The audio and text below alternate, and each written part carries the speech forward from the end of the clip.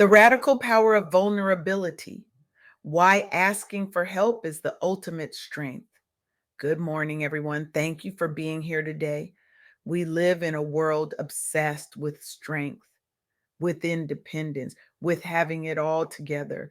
We celebrate the entrepreneurs who work 80-hour weeks, the parents who juggle multiple responsibilities without breaking a sweat, the professionals who climb corporate ladders while maintaining picture perfect lives. We've created a culture that glorifies self sufficiency and stigmatizes asking for help. But what if everything we've been taught about strength is fundamentally wrong? I recently had the profound privilege of interviewing Tameka Edwards, whose insights have completely transformed how I understand vulnerability, particularly for high achieving Black women navigating both professional ambition and complex personal lives.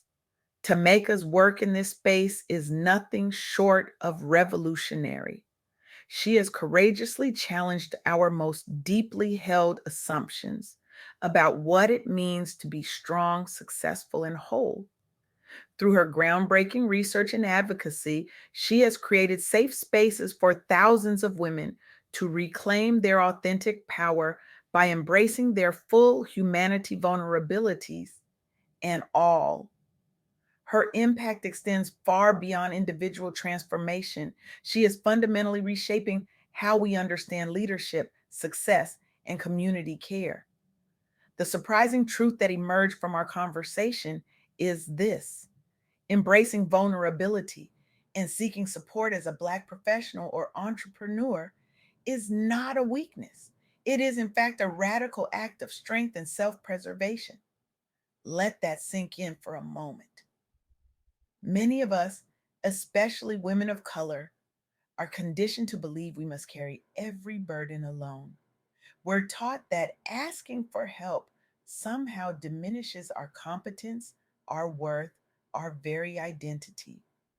This belief runs particularly deep when navigating complex family dynamics, cultural differences in marriage, health challenges, and professional demands simultaneously. But here's the counterintuitive reality: this strength at all costs mindset is actually making us weaker. It's killing us softly, one unshared burden at a time. When we refuse to open up about our struggles, whether parenting a child with special needs, managing long distance family relationships, or facing marital uncertainty, we don't just suffer in silence. We actively block the very connections that could fuel our resilience and success. We cut ourselves off from the collective wisdom, support, and care that humans have relied on since the beginning of time. This isn't just philosophical theory. The evidence is compelling and concrete. Consider Tameka Smith Hampton, a business consultant whose story exemplifies this principle in action. Hampton built her consulting brand while simultaneously juggling motherhood, including raising a child with special needs. She faced the triple challenge of managing demanding clients, supporting extended family across distances, and navigating marital strain due to cultural differences. The conventional wisdom would suggest keeping these personal struggles private, separating her professional and personal worlds with an impenetrable wall. But Hampton did something revolutionary instead. She chose vulnerability. She leveraged virtual project management tools to create more flexibility. She built an online network of fellow entrepreneurs specifically for emotional support. Most radically, she prioritized therapy and self care routines, making them non negotiable elements of her weekly schedule. I realized, Hampton shared, that pretending to have it all together was actually holding me back from truly having what I needed: connection, support, and authentic relationships. The results? Rather than weakening her business, this approach of openness and help seeking actually strengthened it. Hampton grew her consultancy through referrals from these supportive networks. She reported increased clarity in setting boundaries between work and family life. She successfully launched several major events post pandemic and became known as an advocate for mental health among Black professionals. By embracing vulnerability rather than hiding from it, Hampton didn't just survive, she thrived. She transformed her pain into purpose, her struggles into strength. But this isn't an isolated example. Let's look at Tameka Taylor, known in entrepreneurial circles as the connector. Taylor uses social platforms to counsel other business owners on persevering through challenges while acknowledging the invisible labor carried by many Black women leaders. Like many entrepreneurs, Taylor faced burnout from juggling her business responsibilities with familial obligations that often went unseen by others. But instead of perpetuating the myth that successful business owners never struggle, she made a different choice. Taylor publicly advocated for rest and recovery practices among leaders. She created peer groups specifically focused on mutual accountability and self care check ins. She normalized conversations around burnout prevention within her audience and community. The most powerful thing I ever did, Taylor confessed, was to stand in front of a room of aspiring entrepreneurs and say, I'm exhausted, I need help, and so do you. The silence broke, the tears flowed, and real connection began. The impact was transformative. She saw increased engagement around topics like boundary setting and self compassion. She launched workshops and webinars on sustainable entrepreneurship, targeting minority owned businesses during pandemic recovery years. Most significantly, she shifted the local entrepreneurial culture toward transparency regarding the mental and emotional workload carried by marginalized founders and leaders. Taylor's vulnerability didn't diminish her influence, it multiplied it. It didn't weaken her leadership, it revolutionized it. And this pattern extends beyond small business into national leadership. Consider Tameka D. Mallory, a nationally recognized movement strategist who navigates high pressure leadership roles while remaining vocal about needing community care and support systems amid activism work and life demands. Mallory faces intense public scrutiny and burnout from leading national movements. Simultaneously, she manages private caregiving responsibilities within her family circle, including aging relatives. The conventional approach would be to project unwavering strength, hiding any personal struggles behind a facade of invulnerability. Instead, Mallory regularly highlights the importance of collective action. She builds coalitions where members openly discuss holistic wellness, not just productivity metrics, in their organizing efforts. She authored a best selling memoir sharing the behind the scenes realities faced by movement leaders balancing public and private selves. Movement work, Mallory often says, is not sustainable without community care. The revolution will not happen if we're all too burned out to show up. The result? Mallory has sustained advocacy impact over multiple years without sacrificing core values around self preservation and community healing. She was named one of Time's 100 most influential people in 2020. Most importantly, she helped shift national narratives around what sustainable leadership looks like for Black women at every level, from boardroom activism down to household management. These stories reveal three profound truths that challenge everything we think we know about strength, success, and sustainability. First, vulnerability is power. When we allow ourselves space to be open about personal and professional challenges, We don't appear weak.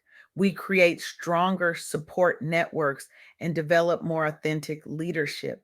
The very act of saying I'm struggling or I need help creates connections that fuel our resilience and effectiveness. Second, you don't have to do it all alone. Seeking help from mentors, peers, therapists, or community isn't just acceptable, it's essential for sustaining both business ambitions and personal well being. The myth of the self made success story ignores the reality that every achievement is built on a foundation of support, whether visible or invisible. Third, your journey matters. Navigating life as what some call a married single woman, balancing motherhood, including special needs parenting, managing cross cultural marriage dynamics, facing health battles within the family. These lived experiences aren't distractions from success. They're the very crucibles that forge unique strengths that fuel entrepreneurial and professional achievement. This perspective is particularly revolutionary within the context of Black women's experiences. Historically, the strong Black woman archetype has been both a source of pride and a burden, celebrating resilience while simultaneously denying permission to be human, to struggle, to need support. As Tameka Edwards so powerfully articulated in our interview, this isn't just about individual well being, though that would be reason enough. It's about sustainability, it's about longevity, it's about creating success that doesn't come at the cost of our health, our relationships, and our joy. The data supports this.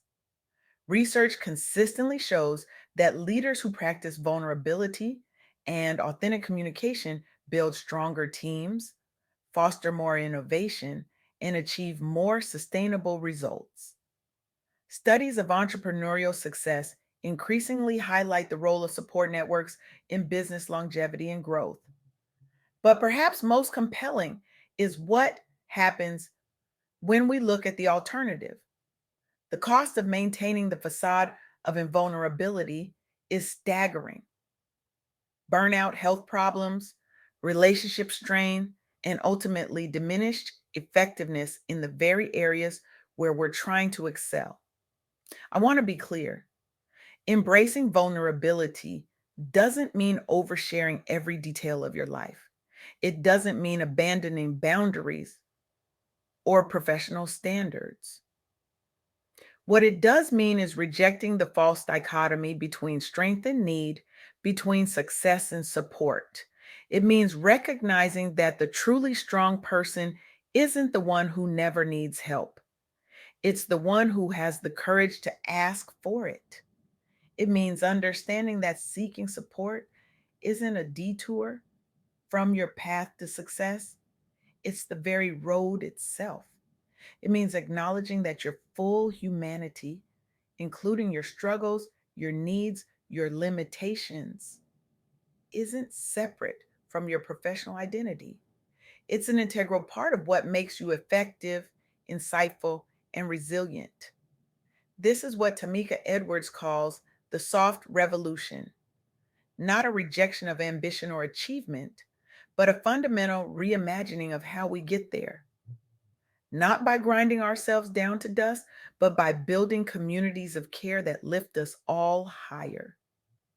So I challenge you today, disrupt the narrative that says you must do it all alone.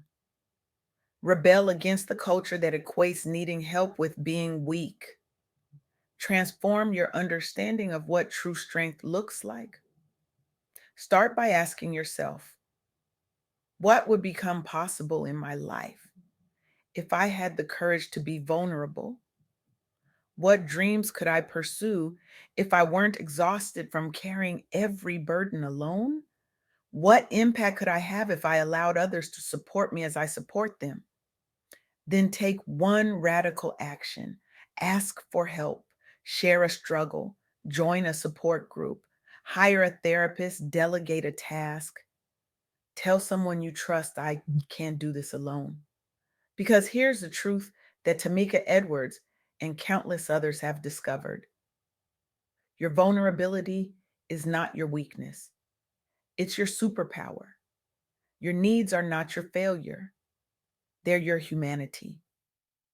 Your willingness to receive support doesn't diminish your strength, it multiplies it. The world doesn't need more exhausted heroes pretending to have it all together. It needs authentic, vulnerable leaders who model a new way of being powerful, one that embraced connection, community, and care. So today I invite you to join the revolution. Drop the cape, share the load, ask for help, and watch as your life and your impact transform in ways you never imagined possible. Thank you